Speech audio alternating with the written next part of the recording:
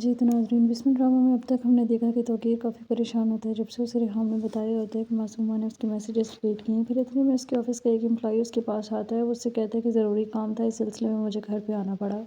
وہ توقیر سے کہتا ہے کہ ہماری کمپنی نے کچھ پیمنٹس کرنی تھی لیکن ہمارے اکاؤنٹس وغیرہ میں اتنی اماؤنٹ نہیں ہے، جس کے بعد توقیر جب چیک کرتا ہے تو وہاں پہ کچھ پیسے معصومہ نے اپنے اکاؤنٹ میں ٹرانسفر کیے ہوتے ہیں۔ وہ اس بارے میں پوچھتا ہے لیکن پھر وہ اس سے کہتا ہے کہ میں خود بات کر لوں گا، اسے تم رہنے دو۔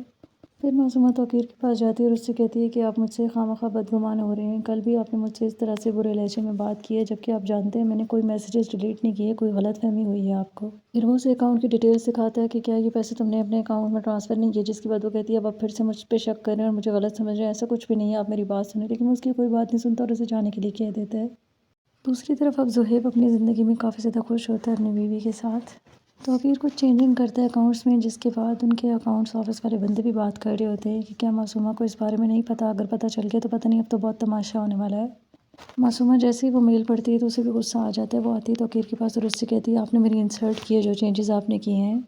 توقیر کمپنی کی پیمنٹ صرف ریحام کے اکاؤنٹ سے الاؤ کر دیتا ہے اور اس کے بعد باقی سارے اکاؤنٹس فریز کروا دیتا ہے، جس کے بعد معصومہ کو بہت زیادہ غصہ آتا ہے۔ وہ آ کر توقیر سے بات کرتی ہے اس بارے میں، لیکن توقیر اس کی کوئی بات نہیں سنتا۔ پھر وہ اس سے کہتی ہے کہ آپ میرے اور میرے بچے کے ساتھ زیادتی کر رہے ہیں اور آپ ظالم ہیں۔ پھر وہ اپنے کیبن میں چلی جاتی ہے۔ تھوڑی دیر بعد اس کے کیبن میں کچھ اور لوگ آتے ہیں امپلائیز، اور وہ اس سے کہتے ہیں کہ باس نے آپ کو اس پوسٹ سے ہٹا دیا ہے، اب آپ کی جاب دوسرے ڈپارٹمنٹ میں شفٹ کر دی گئی ہے۔ معصومہ پہلے ہی کافی غصے میں ہوتی ہے اور یہ سن کر اسے اور زیادہ غصہ آ جاتا ہے۔ اس کے بعد وہ اٹھ کر وہاں سے چلی جاتی ہے۔ پھر توقیر اپنے گھر پہ اسی پرانی ملازمہ کو دیکھ کر اس سے پوچھتا ہے کہ میں نے تمہیں کہیں دیکھا ہے، جس کے بعد وہ کہتی ہے کہ میں معصومہ میڈم کے پاس کام کرتی تھی، میں آپ کے اور ریحام میڈم کے بارے میں جانتی تھی، اور یہ بات معصومہ میڈم بھی بہت اچھے سے جانتی تھی۔ انہوں نے مجھ پہ چوری کا الزام لگا کر مجھے وہاں سے نکال دیا، جس کے بعد پھر میری جاب کا مسئلہ ہو گیا۔ وہ توقیر سے معافی بھی مانگتی ہے کہ مجھے آپ دونوں کی شادی کے بارے میں ریحام میڈم کو نہیں بتانا چاہیے تھا۔ اس کے بعد توقیر اس سے پوچھتا ہے کیا معصومہ اس سب کے بارے میں پہلے سے جانتی تھی، تو وہ کہتی ہے کہ ہاں، وہ ان کو پہلے سے پتہ تھا سب۔